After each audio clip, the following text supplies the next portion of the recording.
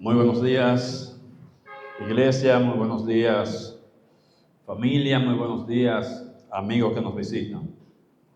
Que el Dios de toda gracia que nos llamó a su gloria eterna, los perfeccione, los afirme, fortalezca y establezca. A Él sea la gloria por los siglos de los siglos. Hoy estamos llegando a la octava fecha de esta nuestra serie basada en el estudio de la carta del apóstol Pablo a los Efesios y que hemos titulado La Iglesia Gloriosa. La Iglesia Gloriosa. Y doy gracias a Dios por esta carta, porque para mí ha sido una carta de bendición. He aprendido bastante acerca de la carta y sobre todo acerca de la iglesia, que es el tema de la carta. He visto la importancia que tiene estudiar la Biblia por libros, porque así fue que nos fue dada, y no por temas. No por temas. ¿Por qué? Porque esto evita que nosotros caigamos en errores, sacando texto de su contexto y diciendo cosas que Dios no ha dicho y privándonos entonces de conocer la voluntad de Dios revelada en su palabra y cayendo en lamentables errores de interpretación. Cuando estamos leyendo solamente versículos, sacando versículos de su contexto. Esta carta consta de 6 capítulos, es una carta corta, y los 3 primeros, del 1 al 3, tienen que ver con la doctrina. Pablo nos va a hablar acerca de la doctrina, podríamos decir, de la teoría, esas enseñanzas. Y los últimos capítulos, entonces, los últimos 3, 4, 5 y 6, nos van a hablar acerca de la aplicación de esa enseñanza. Aplicar en los capítulos 4, 5 y 6 lo que nos ha venido diciendo en los capítulos 1, 2 y 3. Vimos en estos primeros 3 capítulos que la iglesia fue el instrumento, o es el instrumento elegido por Dios, escogido por Dios desde antes de la fundación del mundo para bendecir la iglesia con bendiciones espirituales. ¿Para qué? Para que ella, a su vez, lleve gloria, lleve honra a Dios. Que Dios reciba toda gloria, toda honra por la iglesia. Que la misma iglesia le dé gloria, pero también la gente que vea la iglesia, la gente que vea personas transformadas, cambiadas, digan gloria a Dios. Mira cómo era esa persona y mira quién es hoy. Para eso está la iglesia. Para eso estamos nosotros. Llevarle gloria y honra a Dios. Pero para esto, para poder llevar esa gloria a Dios, la iglesia tiene que caminar en esas obras que Dios de antemano preparó. Efesios 2:10. Porque somos hechura suya, creado en Cristo Jesús para buenas obras, las cuales Dios preparó de antemano para que anduviésemos en ellas. Andar es vivir. Dios decidió, yo deseo, yo quiero que el creyente, que mis hijos anden de esta manera, se comporten de esta manera. Y eso es lo que nos está diciendo ahora en los capítulos 4, 5 y 6. ¿Cómo quiere que andemos? ¿Para qué? ¿Para que le llevemos honra y gloria? Nos está diciendo cómo andar. ¿Cuántas veces vimos? 5 veces en estos capítulos dice andar, o que andéis, ya no andéis. O sea, ya no vivan así, o vivan de esta manera. Y nos está diciendo cómo debemos comportarnos. Es evidente que en la iglesia de los Efesios había una división entre judíos y gentiles, y obviamente una iglesia dividida no va a llevar gloria a Dios, no le va a llevar gloria a Dios, no va a cumplir con el propósito y con el plan de Dios. Por eso Pablo les explica, les dice que la iglesia es un cuerpo. La iglesia es una unidad, es un cuerpo y que debe vivir en unidad. Es un cuerpo, muchos miembros, pero es un solo cuerpo. Muchos miembros, pero un solo cuerpo. Por tanto, la iglesia tiene que vivir en unidad. Pero, aunque la unidad es necesaria para llevarle gloria y honra a Dios, necesitamos de la unidad. Es necesaria, pero no es suficiente. Con que tengamos unidad, no es suficiente para llevarle gloria a Dios, porque hay gente que se une, gente que están unidos para hacer cosas incorrectas. Entonces la inmunidad no es suficiente para que la iglesia le lleve gloria y honra a Dios. Por eso dice, aparte de la unidad, tiene que vivir en santidad también. La unidad es necesaria, pero no es suficiente. Necesitamos, la iglesia debe vivir también en unidad, en santidad, ser esa iglesia santa y sin mancha. Y por eso Pablo dice, es necesario que vivan en santidad. Por eso este mensaje lo he titulado, ¿cómo vivir en santidad? ¿Cómo vivir en santidad? Y para ello vamos a estar viendo el pasaje en el capítulo 4, los versículos desde el 17 hasta el 32. Y aquí veremos en esta mañana cuáles son los pasos que Dios quiere que demos para vivir en santidad. Recuerden que Dios preparó obra de antemano. Eso no está refiriéndose al ministerio, está hablando de la manera como nosotros debemos vivir. Esos son parte de estas obras que Dios preparó de antemano. Vamos a orar antes de que veamos cuáles son esos pasos que Dios quiere que nosotros demos para que vivamos en santidad. Vamos a tener la lectura y luego vamos a orar a Dios. Leemos capítulo 4 y versos del 17 al 32.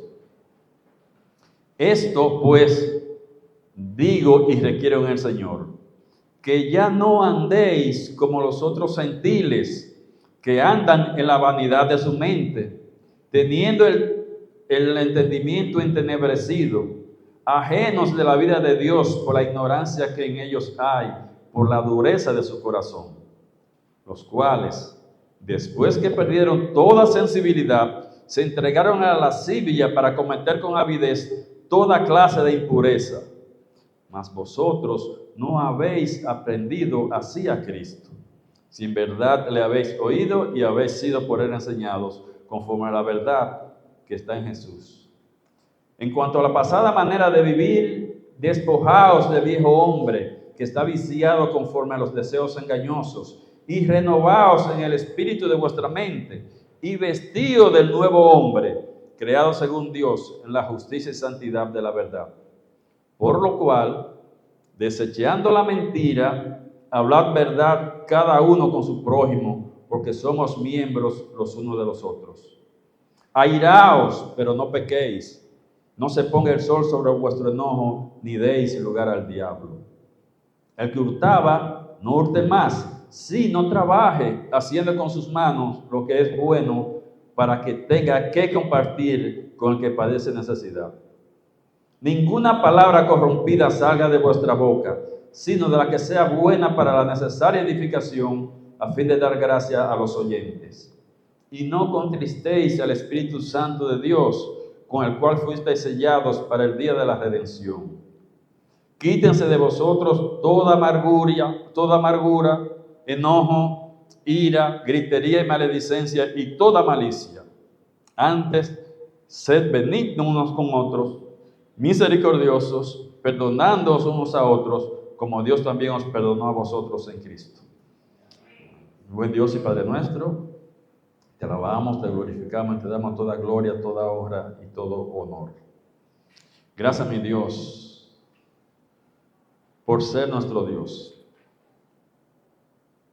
porque eres santo, amoroso, piadoso, compasivo, paciente, perdonador, sabio, todopoderoso, eterno. Y aún así, Señor, nos busca porque quiere tener una relación con nosotros. Tu amor es incomprensible, Señor.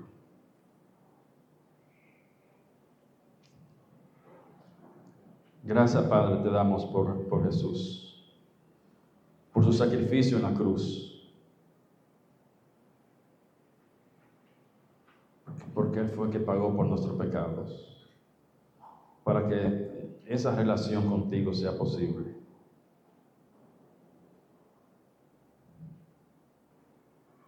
Te damos gracias por tu palabra, mi Dios, y te damos gracias por la iglesia.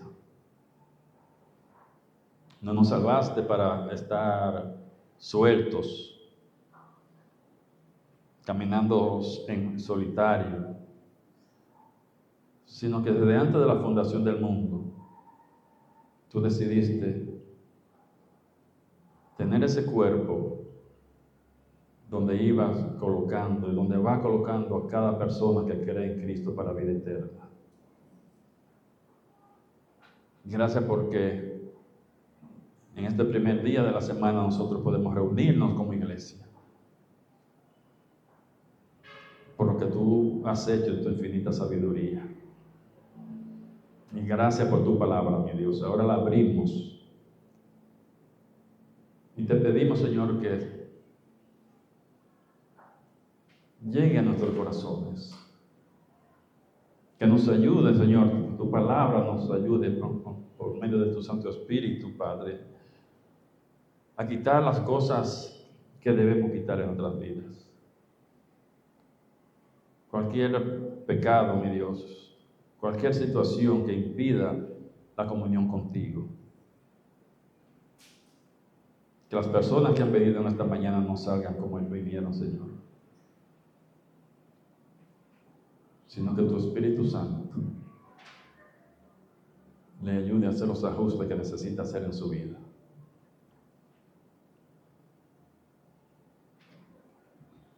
Para que podamos tener una iglesia gloriosa, santa y sin mancha delante de ti. En el nombre de Jesús. Amén. En el nombre de Jesús. Amén. Los creyentes, los cristianos, necesitamos andar no solamente en unidad, también necesitamos andar en santidad. Y primero, Pablo va a decirnos negativamente cómo debe andar el creyente. Primero nos va a decir negativamente cómo debe de andar el creyente, o sea, qué cosas no debe hacer. ¿Qué cosas no debe hacer un creyente? Y después, él nos va a hablar acerca de los aspectos positivos de la vida del cristiano. O sea, ¿qué cosas debe hacer un creyente para caminar en santidad? Para vivir en santidad. ¿Cuáles son esos pasos que debemos dar los creyentes para andar en santidad? ¿Cuáles son esos pasos? Dijimos que vamos a ver primero de la forma negativa. Entonces, negativamente, o cosas que no debemos hacer.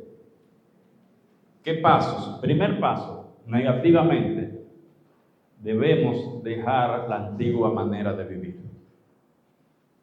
Dejando la antigua manera de vivir. Él dice en el verso 17, la parte A, esto pues digo y requiero en el Señor, que ya no andéis como los otros gentiles. Está hablando a los gentiles de Éfeso y nos está hablando a nosotros. Nos está hablando a nosotros, diciéndonos que nosotros somos gentiles. No anden ustedes que son creyentes, que son cristianos, no actúen, no se comporten como los otros gentiles que no lo son, que no son creyentes. Y Pablo dice que eso viene de Dios, que es Dios que nos está diciendo, que es Dios que nos está pidiendo, que nos está mandando. Yo requiero en el Señor. No es de Pablo, no es un mandamiento de Pablo, no es requerimiento de Pablo, es el requerimiento de Dios a través de Pablo, diciéndonos, no anden como andan los otros creyentes, no se comporten de la misma manera. Y eso es una verdad muy importante que necesitamos aplicar en nuestras vidas. Los creyentes no deben andar como los otros gentiles o como andaban anteriormente antes de venir a Cristo. Y obviamente cuando Pablo habla de andar, ¿de qué está hablando? De vivir, de su manera de vida. Los creyentes no debemos vivir como viven los no creyentes, porque ahora somos nuevas criaturas. Somos una nueva creación y por tanto tenemos que vivir de acuerdo a nuestro estatus. Fuimos creados, ¿para qué? Fuimos salvados para llevar una vida nueva, no para seguir viviendo como estábamos. Entonces nos hubieran dejado así. Fuimos creados para que llevemos ahora una vida que le lleve gloria a Dios. Como le dijo Pablo a los Colosenses 3, del 1 al 3. Pablo le dijo, si pues habéis resucitado con Cristo, si ya tú eres creyente, si eres una nueva creación, busca las cosas de arriba,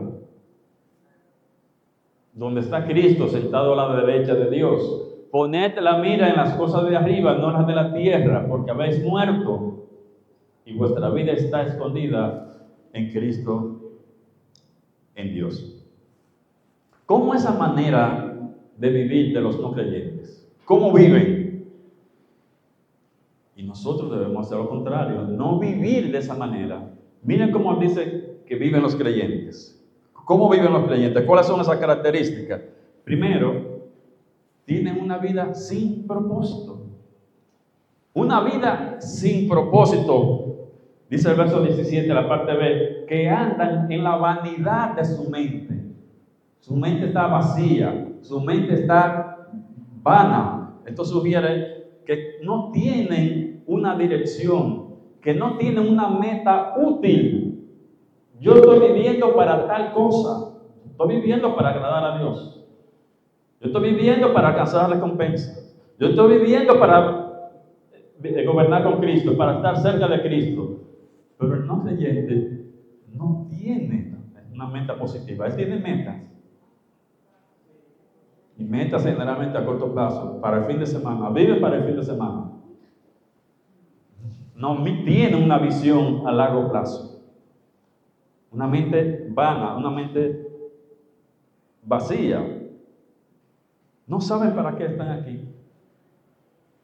No saben para qué Dios lo creó. Vivir sin un propósito es tener una vida vacía. Vivir sin sentido.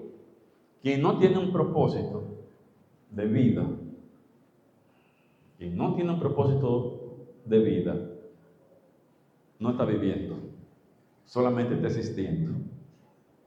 Eso no es vida. Está existiendo, pero esa persona no está viviendo. El no creyente no tiene dirección. El no creyente no tiene entendimiento. Y ese pensamiento que tiene el mundo caído, está vacío. Completamente vacío. El mundo ve la vida de una manera temporal y no eterna. El mundo está enfocado en las cosas materiales, no en lo espiritual. Y el mundo vive para sí mismo, en lugar de vivir para Dios y para los demás. O sea, tienen una vida sin propósito, el no creyente. En segundo lugar, segunda característica, es que no reciben revelación. Dice el verso 18a, teniendo el entendimiento entenebrecido. Tienen el entendimiento entenebrecido, no logran el verdadero propósito de la mente, que es el verdadero propósito de la mente, recibir la revelación de Dios para que dirija su vida. No pueden recibir la dirección de Dios porque tienen el entendimiento entenebrecido. No le entran ni los tiros de la escopeta. Le falta la vida eterna y todos los beneficios que se derivan de tener la vida eterna. Todos esos beneficios que nosotros tenemos, beneficios espirituales, e incluso beneficios materiales, ellos no lo tienen. ¿Por qué? Porque si no tienen la vida eterna, todo lo que se deriva de la vida eterna, ellos carecen de eso, de ello. Dice Romanos, capítulo 1 y verso 21, Romanos 1, 21, pues habiendo conocido a Dios, no le glorificaron como a Dios, ni le dieron gracias, sino que se envanecieron en sus razonamientos y su necio corazón fue entenebrecido. No entienden absolutamente nada. Esto señala el punto de una completa pérdida de comprensión y de discernimiento, a los cuales lo lleva ese razonamiento vacío. Ese entendimiento entenebrecido, eso lleva a esa persona a una pérdida completa de la comprensión y el discernimiento. Como no pueden comprender correctamente las cosas espirituales, como no las pueden comprender, esto da pie ¿a qué? A la idolatría. Como no pueden entender a Dios, porque tienen el entendimiento entenebrecido, se inventan cosas. No, Dios es una vaca, vamos a hacer un buey o una vaca. O Dios es tal cosa, porque tienen el entendimiento entenebrecido. No entienden, no pueden recibir la revelación. No la reciben. Y en tercer lugar, tercera característica, es que están separados de la vida. Cuando digo de la vida, de la vida eterna, están separados de la vida, dice el verso 18, ajenos de la vida de Dios, por la ignorancia en que hay en ellos, por la dureza de su corazón. Dice que ajenos de la vida de Dios, ¿por qué? Por la ignorancia que en ellos hay. ¿Por qué son ignorantes? Por la dureza de su corazón, la falta de sensibilidad. Los incrédulos están separados de la vida que viene de Dios.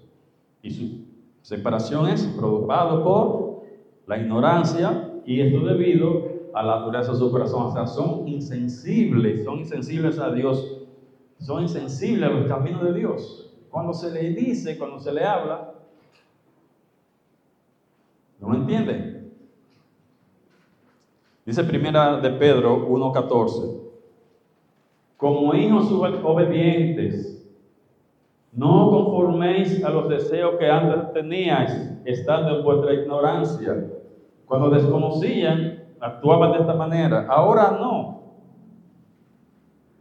Ahora no. Como creyentes ya no tenemos la mente entenebrecida. No tenemos los pensamientos envanecidos. Antes sí, por la ignorancia. El no creyente es ciego.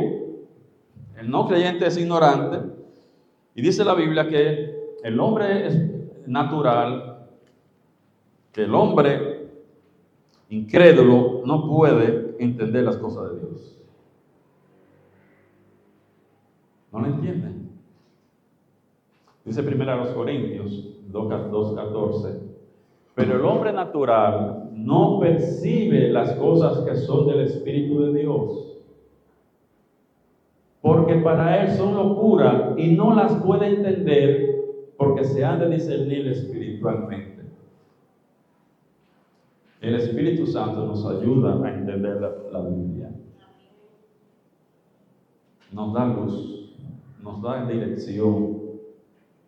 Pero el que no lo tiene, busca y lee y no entiende. Y dice, no, pero esto es una locura. ¿Y cómo estamos? Tú vas a tu vida a entregarla, tú no vas a gozar, tú no vas a disfrutar. Tú estás perdiendo tu vida. Para ellos, no creyentes, que nosotros estemos aquí, es una locura, es una pérdida de tiempo. Esta gente está quedada. ¿Tú te imaginas? ¿Tú crees que yo un domingo, para ellos es locura? ¿Por qué? No tienen un Espíritu Santo. No hay un Espíritu Santo que le ayude. ¿Y cuál es el resultado de esto? ¿Cuál es el resultado de tener una vida sin propósito, de no recibir la revelación, de estar separado de Dios? El resultado es la cuarta característica, que perdieron la vergüenza. Perdieron la vergüenza. El mundo ha perdido la vergüenza. Dice el verso 19, los cuales, está hablando de los gentiles no creyentes, dice los cuales, después que perdieron toda sensibilidad, se entregaron a la lascivia para cometer con avidez toda clase de impureza. Debido a la falta que perdieron la sensibilidad, o sea, perdieron la vergüenza, debido a que perdieron la vergüenza, los incrédulos se han entregado a la promiscuidad, a una vida sin preocuparse de los estándares morales, sin importarle las sanciones sociales, al libertinaje, a promover lo incorrecto, y no solamente a promover lo incorrecto, sino a enorgullecerse de lo que estaba mal hecho, de lo que antes les daba vergüenza, ahora es un orgullo. Lo que antes era una vergüenza para esa persona, para su familia, ahora resulta que es un orgullo. ¿Qué significa esto? Se perdió la vergüenza, se ha perdido la vergüenza. Cuando hacen esto, y eso es muy notorio en la cultura occidental, eso cada día se está haciendo más evidente. ¿No se dan cuenta cómo anda la gente hoy día enseñando todo?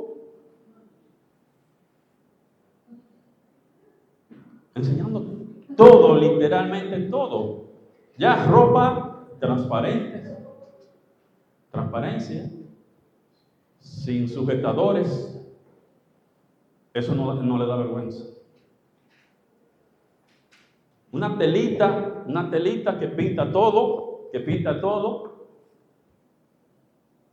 eso no le da vergüenza. Antes daba vergüenza. Antes, la mujer, aparte de su falda, tenía abajo otra cosa, un medio fondo, un refajo, un asunto. Pues se fueron quitando cosas, y ya, ahora ropa transparente, no sé si ustedes han visto esto, no le da vergüenza, no tienen vergüenza. Entonces, cuando se pierde la vergüenza, cuando andan enseñando todo, ¿qué es lo que buscan? Cuando un no creyente anda enseñando todo, ¿qué está buscando? Él lo dice aquí. ¿Para qué es que hacen esto? Cuando ven pare. Cuando dice para que usted vea propósito. ¿Para qué hacen esto? Para cometer con avidez toda clase de impureza. Cuando andan enseñando todo, lo que están buscando es eso. Que le digan. ¿Para qué? Para cometer con avidez todo tipo de impureza. El que no anda pensando en eso no tiene que andar enseñando nada. Pero ya como han perdido la vergüenza, entonces ahora andamos enseñando todo. Para que nos digan, y con algunos vamos a caer. Me dice ese no pinta ni es más arete que blandito. Me dice aquel, y en uno va a caer. Pero ¿para qué anda? Para que le digan.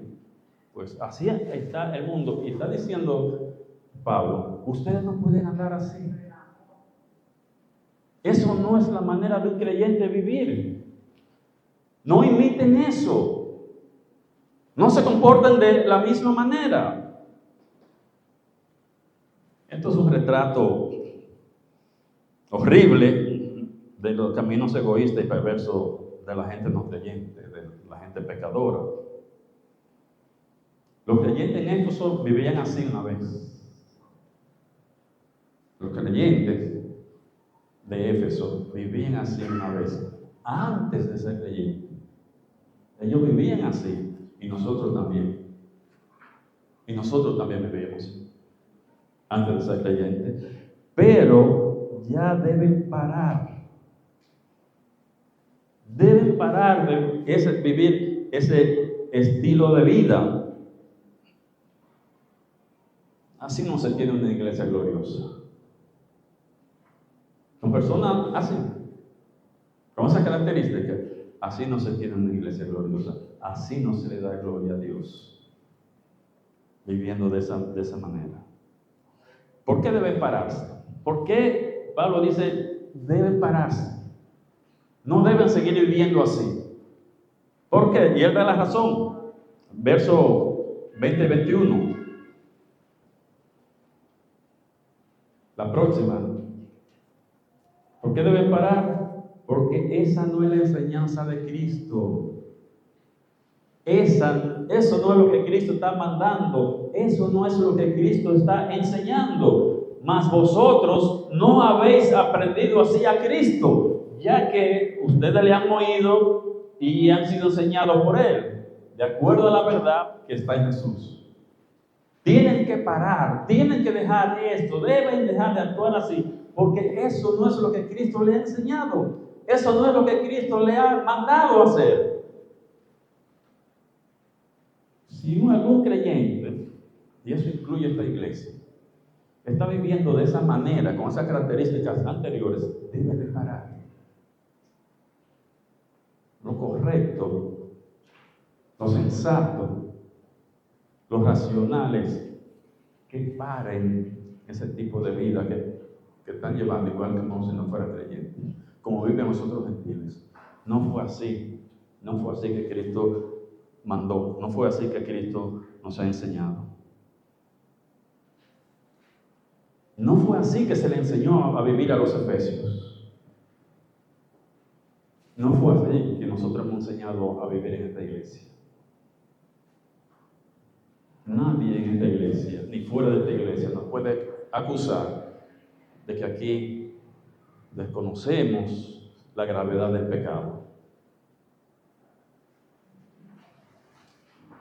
Si están viviendo así, eso no lo aprendió aquí. Buscaron las revistas donde aprendieron a vivir eso, donde han decidido seguir la corriente de este mundo, el rey de las potestades, lo que siguen, la corriente que siguen los hijos de desobediencia, pero eso no lo han aprendido aquí en esta iglesia. Ya ellos habían aprendido de Cristo.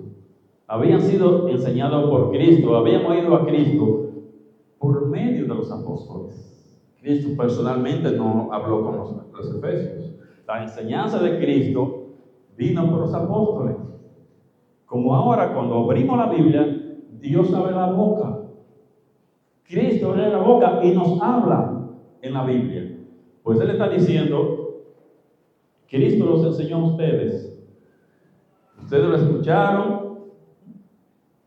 Y Él enseñó. ¿Cómo lo enseñó? A través de los apóstoles. Ellos conocían la verdad que está en Jesús. La verdad de la salvación. La verdad de la vida cristiana. Del reino por venir. De la recompensa. Ellos conocían todo. Habían sido enseñados. Y ustedes también. Ustedes también. Hemos hablado de cómo se salva la gente. Hemos hablado de los juicios. Hemos hablado de la recompensa. Así que no hay excusa. Esa no es la manera, esas 4 características no es la manera como se le ha enseñado a vivir aquí. Y después de mostrar cómo no debe andar un cristiano, demostrando ahora negativamente, ahora voy a hablar positivamente. ¿Qué debemos hacer entonces? Hablando ahora positivamente, ¿qué debemos hacer? Y el primer paso para vivir en santidad, el primer paso para vivir en santidad es renovar la mente. Ahora estoy hablando positivo, ahora no es de no hacer, ahora ¿qué hacer? ¿Qué hacer? Positivamente. Entonces, ¿qué hacer? Lo primero, renovando la mente. Dice el verso 23. Renovaos en el espíritu de vuestra mente. Todo cambio comienza en la mente. Todo cambio comienza en la mente. Si usted quiere cambiar su manera de actuar, su conducta, usted tiene que cambiar la manera como usted ve las cosas. Tiene que cambiar la mente, cómo yo veo las cosas. Ya el creyente no está como aquello con una mente envanecida o entenebrecida en el entendimiento. No. El creyente sí recibe revelación, sí puede venir a la Biblia y buscar la voluntad de Dios. Sí puede hacer eso. Entonces, debe renovar la mente. ¿Cómo se hace eso? ¿Cómo se puede renovar la mente? ¿Cómo que se puede renovar? Poniendo la palabra de Dios en tu mente, llenándola con tu mente. Y él habla de un paso importantísimo. Él dice que debe renovar la mente. Fíjese que él pudo haber dicho,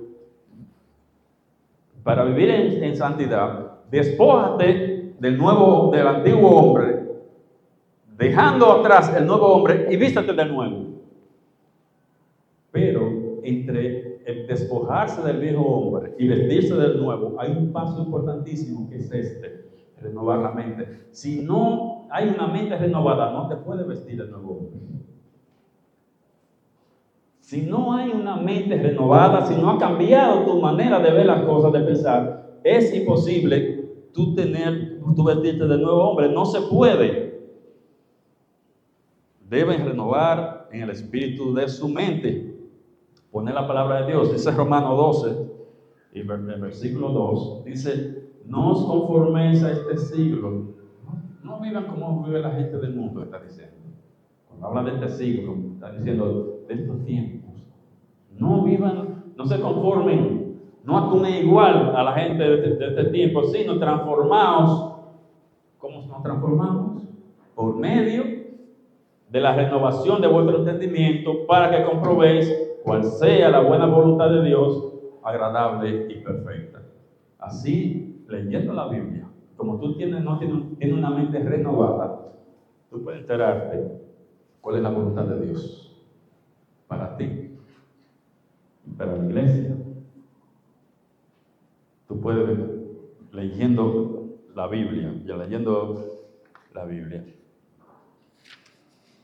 En segundo lugar, el segundo paso para vivir en santidad, hablando positivamente, es viva como una nueva persona. Viva como una nueva persona, dice el verso 24, y vestido del nuevo hombre, creado según Dios en la justicia y santidad de la verdad. Vivir como una nueva persona. Una mente renovada ahora sí hace posible que nos podamos vestir del nuevo hombre, ya con una mente renovada. Una nueva actitud que tiene el creyente, ¿sí? Una nueva actitud en la mente. Ya no va en su pensamiento, no está en su entendimiento, no está entenebrecido. Los creyentes de Efesios debían de vivir como el nuevo hombre, porque era nueva criatura en Cristo y nosotros también. Vivir como esa nueva creación, ese nuevo hombre, creado de acuerdo a Dios en la justicia y en la santidad, que tiene su base en la verdad.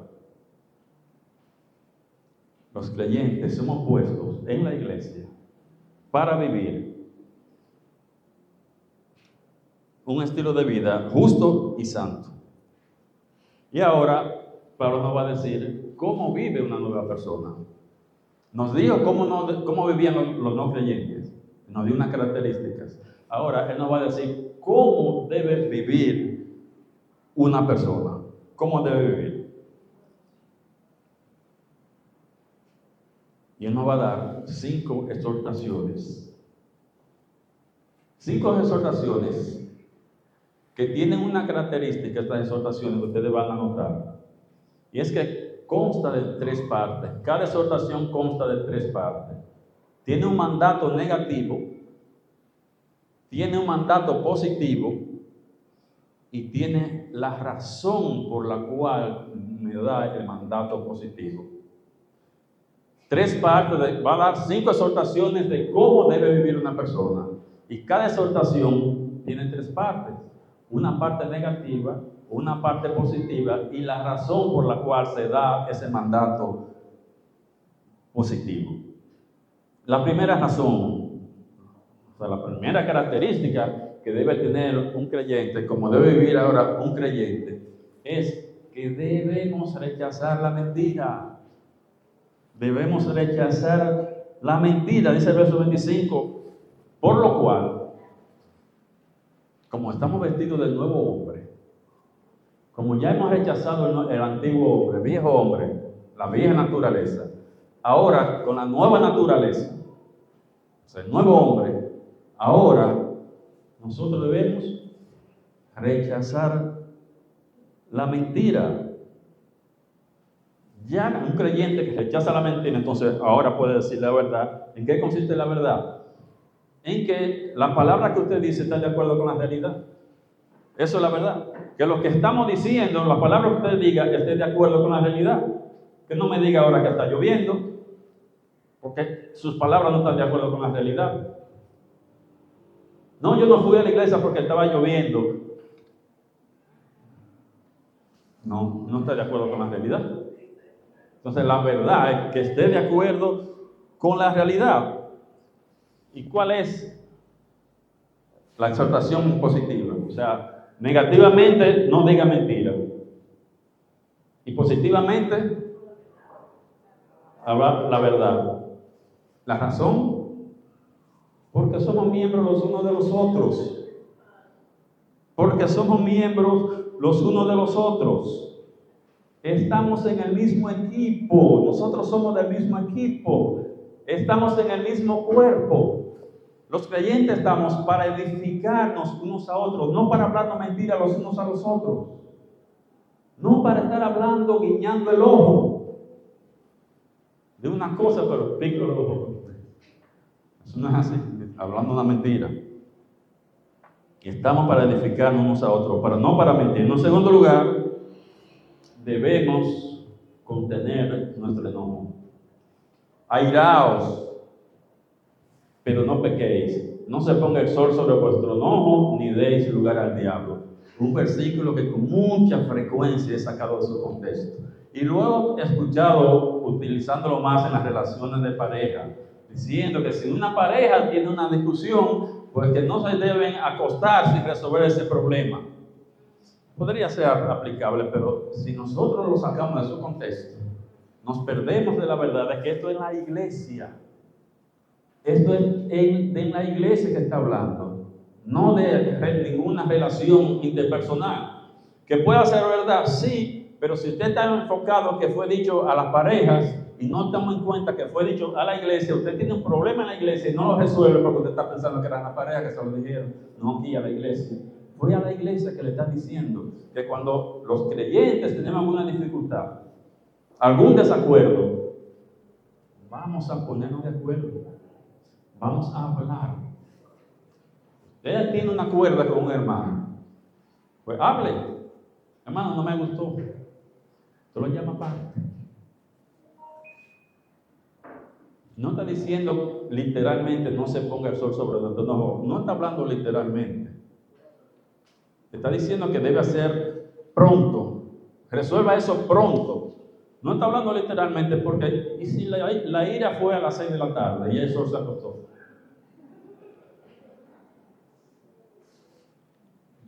Nos está diciendo que debe ser rápido, debe ser pronto. ¿Por qué? Porque la ira sin resolver puede hacer que aparezca el resentimiento y la amargura. Un enojo sin resolver, aparece el resentimiento contra ese hermano. Aparece la amargura y le da lugar al diablo a que traiga división en la iglesia. Es de la iglesia que está hablando. ¿Se puede aplicar en la pareja? Sí, en cualquier otra relación, pero sepa que es a la iglesia que se le está diciendo principalmente. No se ponga el sol sobre vuestro enojo. Si hay alguna dificultad con un hermano, si usted tiene un cuerdazo con un hermano, resuélvalo pronto. Se queda dejándolo para largo y usted empieza a coger y Satanás diciéndote cosas. ¿Y qué va a pasar en la iglesia? División. En tercer lugar, tercera característica, tercera exhortación. Acuérdense que esto tiene un mandamiento primero negativo, luego uno positivo y luego la razón por la cual me dan el mandamiento positivo. El que hurtaba, negativo, no hurte más. Positivo, trabaje. La razón, para que tenga que compartir con los que tienen necesidad. Cada uno tiene estas características. El que hurta, no hurte más, si no trabaje haciendo con sus manos lo que es bueno para que tenga que compartir con el que padece necesidad. El creyente, la persona que robaba antes de ser creyente, debe dejar eso. No puede seguir robando. El ladrón le quita a los demás para beneficio de él, para beneficio personal de él. Pero el creyente debe trabajar para compartir con el necesitado, haciendo con sus manos lo que es bueno, lo que es correcto. Trabajar duro para poder proveer no solamente para su familia, sino también para también un hermano que tenga necesidad, está peor que usted. Un hermano que esté peor que usted, ayúdalo. No tiene que mantenerlo, no está diciendo, sí, pero si usted le ayuda hoy y el otro hermano le ayuda mañana, le hacemos la carga más liviana. Robar no solamente cuando se romper una puerta o una ventana y meterse en una casa. Hay muchas maneras de robar, que un creyente no debe hacer. Cuando una persona está trabajando, debe trabajar 8 horas y se pasa 2 barajando, trabaja 6, pero está cobrando 8 horas. Hay 2 horas que usted no trabajó y está recibiendo dinero por esto. Si no es robar, se parece mucho. Si no, eso no es robar, es lo que más se parece. Usted va a vender un vehículo y dice, no, ese vehículo nunca ha sido chocado, ese vehículo está muy bien. Usted sabe que se calienta, pero usted está diciendo que no. Usted está engañando a esa persona. Si no es robar, es lo que más se parece. Jesús dijo, no hagan eso, no deben hacer eso. Trabajar para satisfacer su familia, la necesidad de su familia y la de otros. Como dijo Jesús, es mejor dar que recibir. En tercer lugar, debemos evitar las palabras dañinas, palabras que le hagan daño a los demás. Versículos 29 y 30. Ninguna palabra corrompida salga de vuestra boca. No está diciendo mala palabra, que nosotros sabemos, un San Antonio, ni cosa parecida. No está diciendo hablando de eso. No está hablando de esas palabras corrompidas, sino de palabras que dañan al otro. Ninguna palabra corrompida salga de vuestra boca, sino lo contrario, la que sea buena para edificación, a fin de quien te oye se beneficie. Eso es lo que significa dar gracia a los oyentes. Que lo que tú hables, que él te oiga hablar, aprenda algo, tú le edifiques, tú le ayudes. En lugar de palabras que te hundan, dile palabras que lo ayuden, que le enseñen. No me cansaré de decir del poder que tienen las palabras. Tienen un poder que nosotros no nos imaginamos, pero la Biblia dice una y otra vez. Habla acerca del poder que tienen las palabras, lo cuidadoso que tenemos que ser con las palabras. ¿Por qué? Porque unas palabras te pueden elevar, te pueden subir, se pueden hundir también. Usted es bueno para nada, usted no va a llegar a nada. Son palabras que dañan, que hunden a una persona. Mire si tiene poder la palabra. Duele más, y es más dañino una palabra que un golpe físico. Incluso, más que una fractura, usted sufre una fractura, y al mes o a los 2 meses, una cuantas semanas usted se curó. Pero hay palabras que a ustedes le han dicho cuando éramos pequeñitos y ustedes todavía se acuerdan de eso. De la fractura tal vez no se acuerden, pero yo sé que a ustedes, en su niñez, en su infancia, le dijeron cosas y ustedes todavía se acuerdan de eso. Su mamá, o su papá, o un amigo, o un profesor. Usted todavía se acuerda de eso. ¿Tiene poder las palabras? Entonces, cuidado con lo que decimos. Cuidado con lo que decimos. Decirle palabras hirientes a un hermano puede traer división en la iglesia, por eso deben evitarse.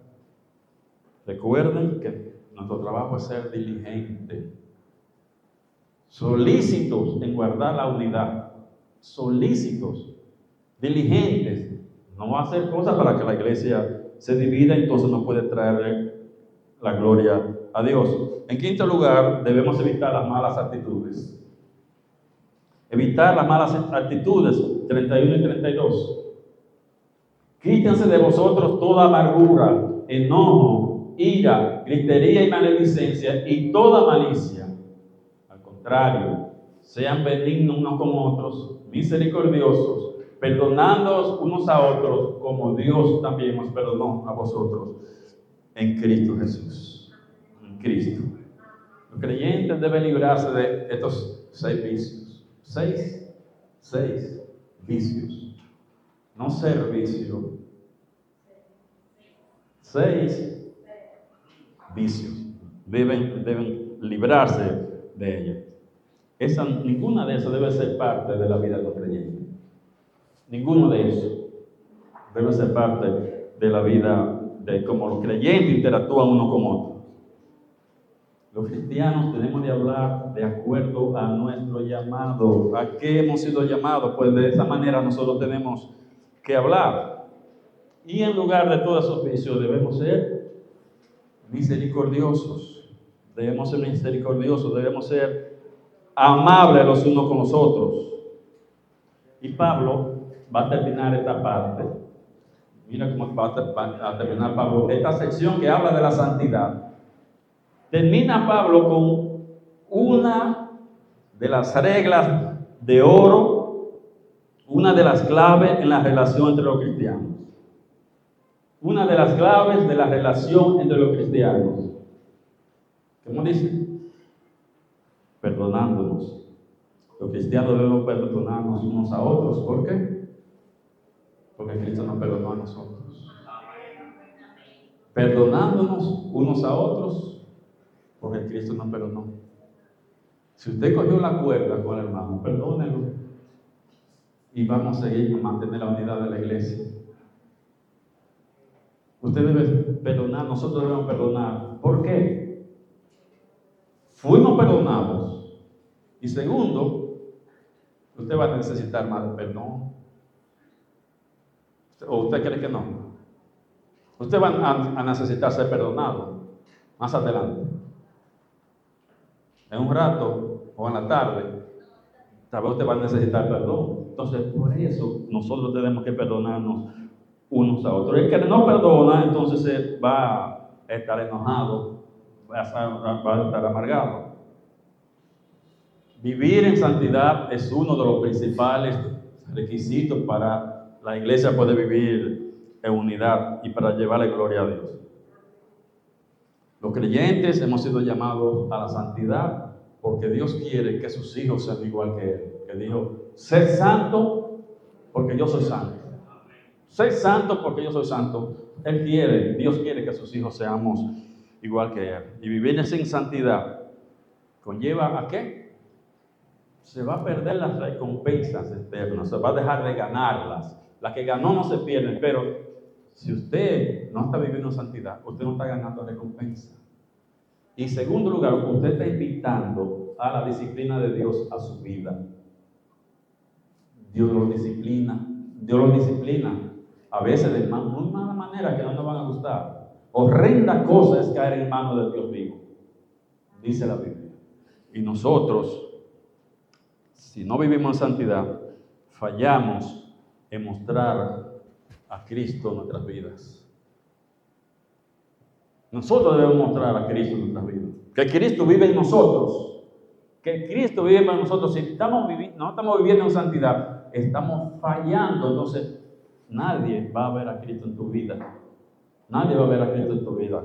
Y Pablo, el autor de Hebreo, dijo, en el 12:4, Hebreo 12:4, dijo, seguid la paz con todos.